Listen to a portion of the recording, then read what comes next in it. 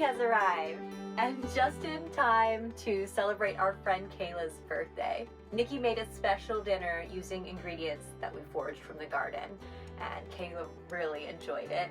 And then we just had a nice time hanging out here on the farm, enjoying the garden and the ducks. Really lovely. It's been so nice. There have been quite a few questions here on the channel of like, what are we doing? What is going on? Is Nikki going to move into the bus? Are we going to travel in the bus together? What is next? What is going on? And we're going to talk a bit about that today. And we're also going to get into a really cool artsy project, taking you along for all of that. But before we do, I got something cool to tell you about. I've been getting a lot of cool packages since I've been here at Kayla's, and this is another one. If you've been following this channel for a while and you know me at all, you know that I have a deep appreciation for portable power stations. I have quite a history with them. All of my power in my last rig, my Toyota Dolphin, came from portable power stations. I love them. I think they're great. So when Ood Power reached out to me about trying out their new power station, I was like, heck yes. This right here is the Ood Power 600 because it has a 600 watt output, and you can charge it 3 different ways: with a wall outlet, when you're driving your car, plug it into the car socket, and you can charge it with solar panels. It supports up to 240 watts of solar input. It charges really quickly, and it's got handy dandy lights so that you can use it at night. Like, for example, I do plan on using this with my new projector, which uses an AC plug, so it has to be plugged in. So when I want to set up a projector outside, I can use this. If you follow the build, you may be like, why do you need a power station? You have so much power in your bus. And I do. But there are so many reasons to have a portable power station like this. Y'all, if you have a power outage, whether you live in your house and a storm caused a power outage, or you live on the road like me and like something happens and your power just stops working, portable power stations are a great source of backup power when you have a power outage so that you can charge your devices no matter what. It's a really great thing to have in case of emergency. Another great reason why I love portable power stations like this is for power outside. Sometimes you just want to, especially when you live in a tiny house, you just want to get outside a lot. So sometimes I want to work outside on my laptop. My laptop is old and the battery doesn't last long, so I need this to work outside. And story time. This came in really handy for me recently. I have a morning routine that I really love to follow because it just helps set my day. And part of that morning routine is doing Pilates or yoga outside. I prefer to follow a class, so I have like YouTube channels that I really love and subscribe to, and like I will do a yoga or Pilates workout following a class on YouTube every morning. Yesterday morning I go to do my workout and bam, my phone is dead. It's in the red. It is not going to last through an entire YouTube workout class. Rather than fret and be annoyed and have to wait for my phone to charge, I just grab the power station, go outside, and do my Pilates like I would any other morning. And this is so important to me when you're moving constantly and like always in a different spot. Like having a morning routine is really grounding. And yeah, sure, I could maybe do something without watching a YouTube class, but it just sets the tone of my day and I enjoy it, and like being able to stick with my morning routine is invaluable to me. So I'm really grateful for the power station that helped me power through my morning routine without interruption. It was really exciting for me to test out a power station from a brand I've never heard of before, Ood Power.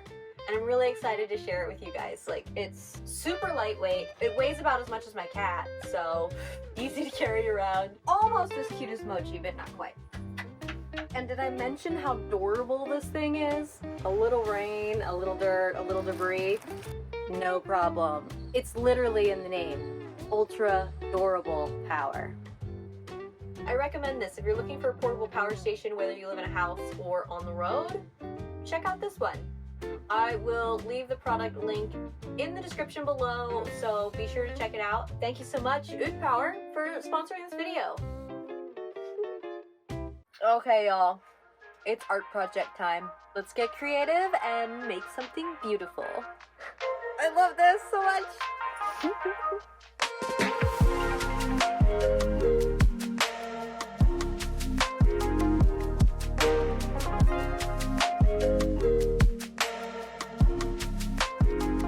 Start with the back. Always start with the back. Oh, I love that face. The excited, like, oh. Are you ready? Hell yeah, I'm ready. So, clearly our artsy project is a new tattoo. Yes, I'm so excited. I've wanted a sunflower for a while. It's my favorite flower. I'm a Leo. Ruled by the sun. Makes sense. This whole arm is for Abby. This is a whole stick and poke canvas. So over time I will fill all of this up with her work. It's been really beautiful to watch her journey. So we're just gonna sit here with you while she tattoos me. I almost don't even feel that. Good. Okay. Yeah. But as she said, we are wanting to address a couple of the comments that have been made over the last couple videos. People are very confused, and that is okay. I think people have probably been very confused about me and Abby for years now, if you've been following. I think the main thing is people, when the build was going on, they were confused at the end because we sailed off into the sunset with both of our rigs. So we're addressing that. Are we living in separate rigs? Yes, I still have Tawanda. I still live in the van. If you've been following for a while, Abby and I started traveling separately, 3 years ago now? Mm-hmm. Yep. It was a decision we made that we needed to at the time for ourselves. We needed the autonomy. We wanted more space. We have different interests and things that we're doing throughout life that we need to be able to have a way to go do that thing without having to be, stuck in one vehicle all the time. So that's been excellent for us. People are asking if we're living in separate rigs, and people are asking, are you living separate lives? I'm so confused. Abby and I have always maintained kind of an unconventional relationship. Our relationship has changed since we've been on the road a few different times. We are currently in a season where that is happening again for us, and we are honoring that within each other. And I think that one of the things I respect so deeply about our relationship is our ability to shift and adapt throughout life while still supporting the other fully, however that looks. I know that seems odd for a lot of people. Not a lot of people can understand the way that we operate. We are very unconventional. We are not only one of the first interracial queer couples that we've seen online on YouTube as a nomad couple. I know that we've inspired several of the people in our life now because of that. But also our relationship has taken some shifts in ways that people just obviously are going to have questions. It's not the mainstream way of what people expect, whether that's, us opening up to polyamory at one point, or, us just allowing spending so much time away from each other, which so many people don't get, why are you married? That's the other question. These are questions, again, that we don't need to answer, but we have put ourselves out on social media from the beginning to be able to show a different side of the way that humans can live, really simply put. Abby and I just really appreciate showing up in a space together where we can fully blossom and still support each other, still love each other through all of it, no matter what it looks like. And I feel very blessed to have a partner in life where that is possible. Not everyone gets to have that experience, I will go as far to say, as so many people in relationships probably hide so much of themselves within the dynamic because it's scary. It's scary to be fully vulnerable, honestly, more so with people that you're close to. If you think about your family's wild. It's really hard for people to show up and feel safe and supported, but it's your family, right? But that's why chosen family has been so important for me and Abby throughout our travels. And then just getting on the road has opened our scope of what is possible.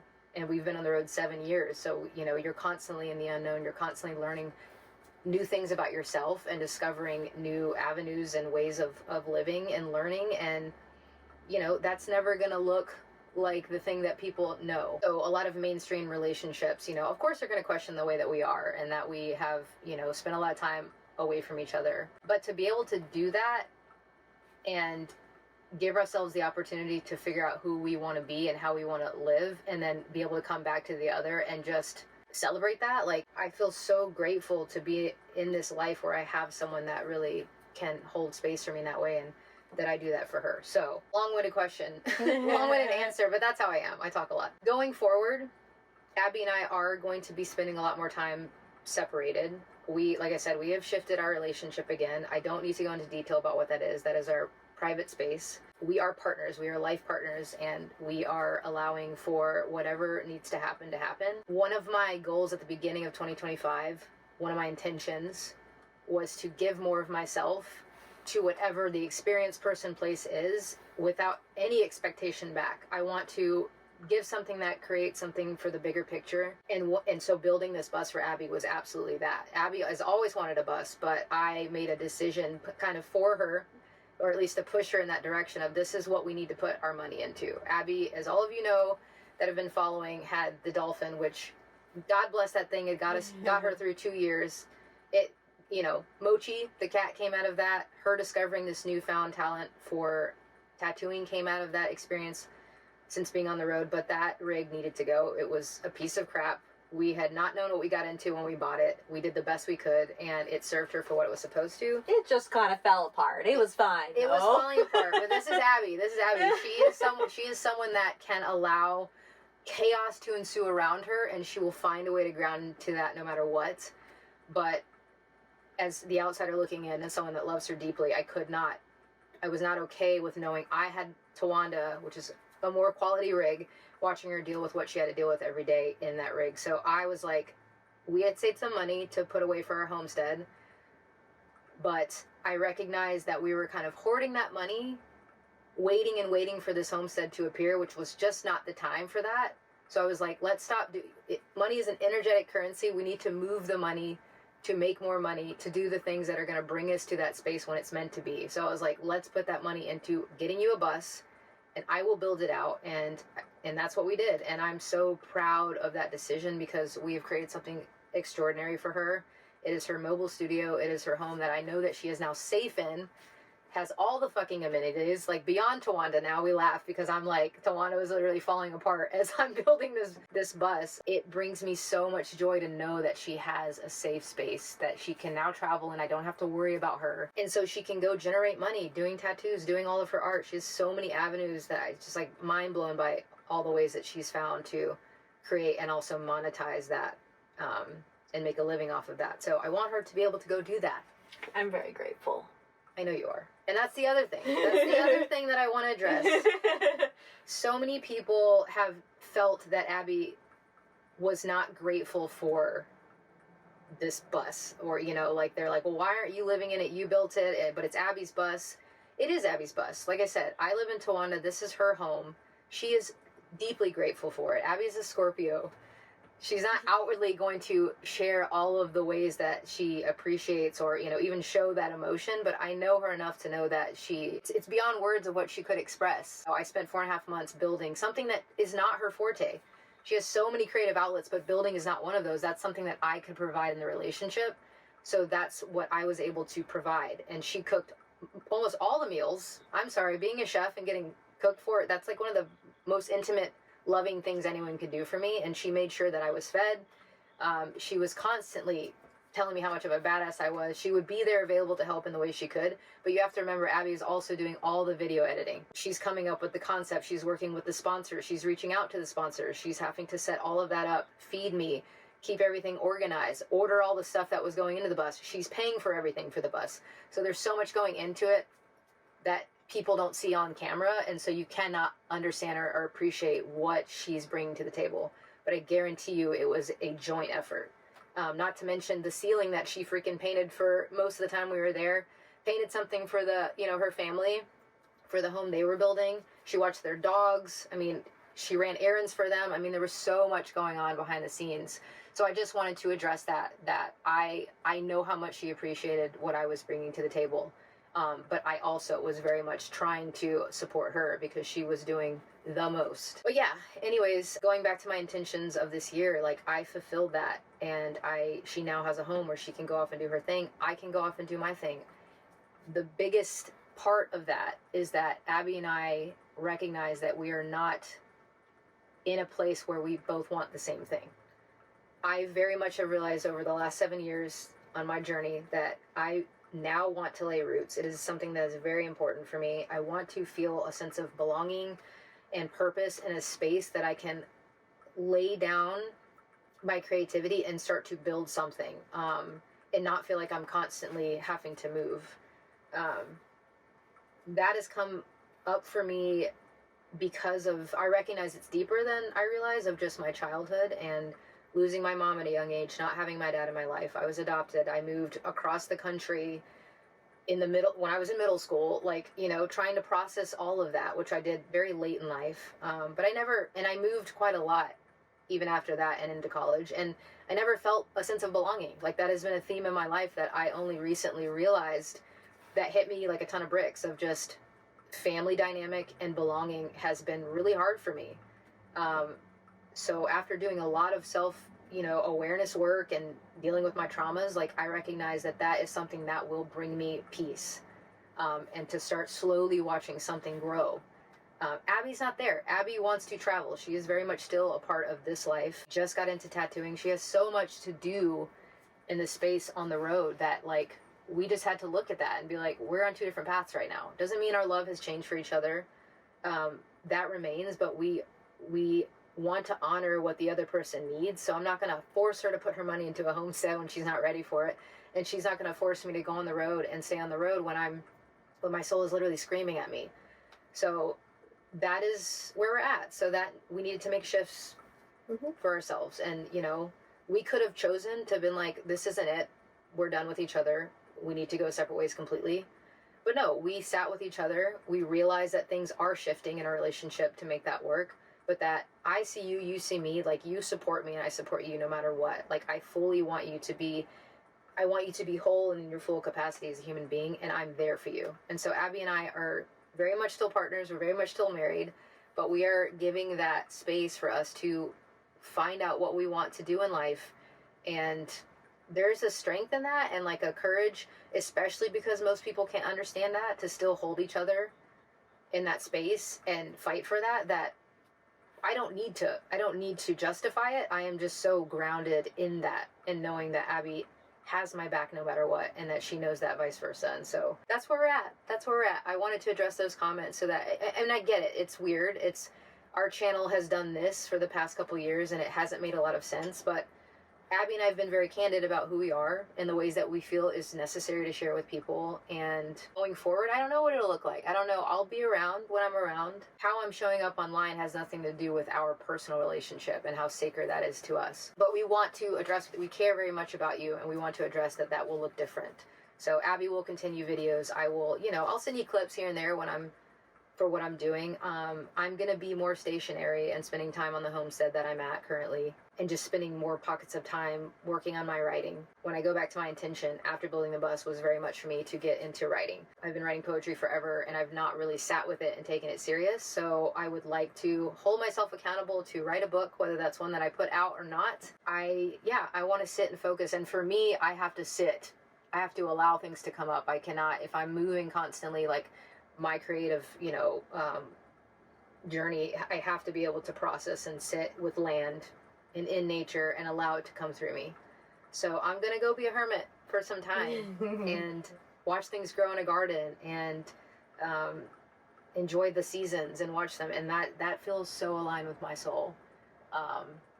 And I can't wait to see what you do on the road, like truly. Yeah, I'm just excited for us both to lean into what is aligned for us. Yeah, like Nikki said, it might seem like an unusual path for a couple, but like this has just been how we are from the start. We've always kind of supported each other in the seasons of life that we're in, and seeing each other through shifts and changes. And like, you can do a relationship however works best for you, and that's what we're doing. Yes. And like the support and love we have for each other, whether we're miles apart for months at a time or together, like it's there, you know?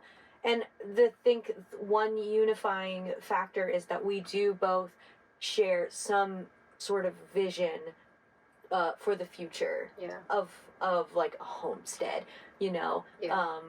I'm still gonna build her art studio. Like, she needs someone to build, like, you know, they're like, how wonderful. Like, I think, like, it's just this narrow-mindedness and this human conditioning that places us in a position where we feel like anything that, like, where we give ourselves full agency to consider possibilities, like, you start to get back in this, like, narrow-mindedness, because that's society.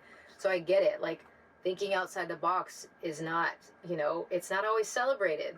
So of course we're going to be triggering just because people can't understand it. And I think the beauty of exposing that and sharing our dynamic is so that people can see that there's so much more. The spectrum of what a relationship looks like is so vast, but not a lot of people are putting that out there, because for one, it's scary, it's different, they know they're going to be judged.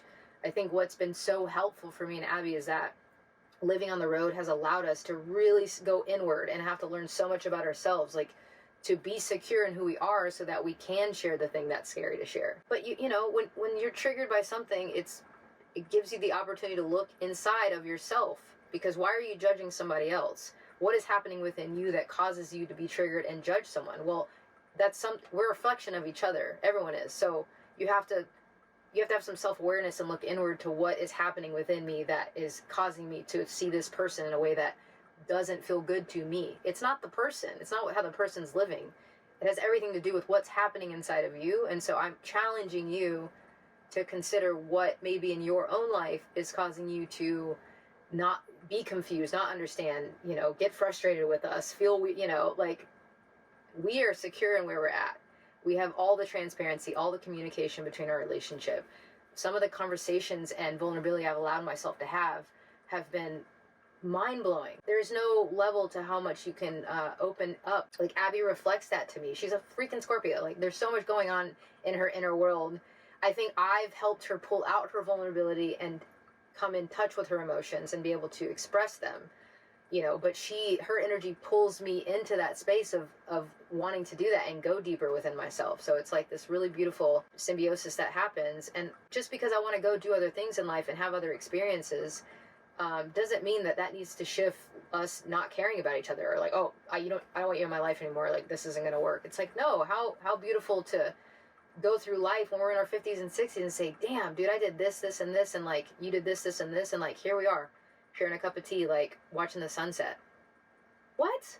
I think anybody would want a lifetime bond that allows them to completely flow, however that looks, and you know that person's got your back. Like, that's true love to me. That is true love to me. So yeah, I hope this helps. I've been rambling for a while. I appreciate anyone that stuck around this long. Know that Abby and I are so freaking good. We are so good, and we are on this beautiful journey. And I hope that other people can take something away from this and look inside your own relationship with yourself, with other people, and be inspired. That's always been our goal, is to inspire people by living the way that we live. So yeah. You don't have to do relationship with the prescribed social norm. Right. Which is like dating, marriage, like move in together, have kids, all of that. Like, and it always this. No, it can go like this. It can go like, just talk to each other. Timeline. That's a linear timeline, and we are not linear. We're not linear. This is a spiral, flowy, fluid situation we're all in.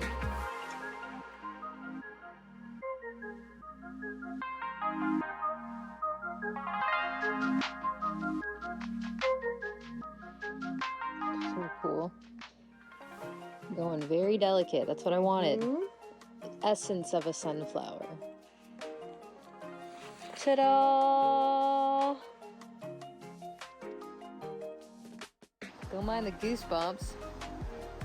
I love it.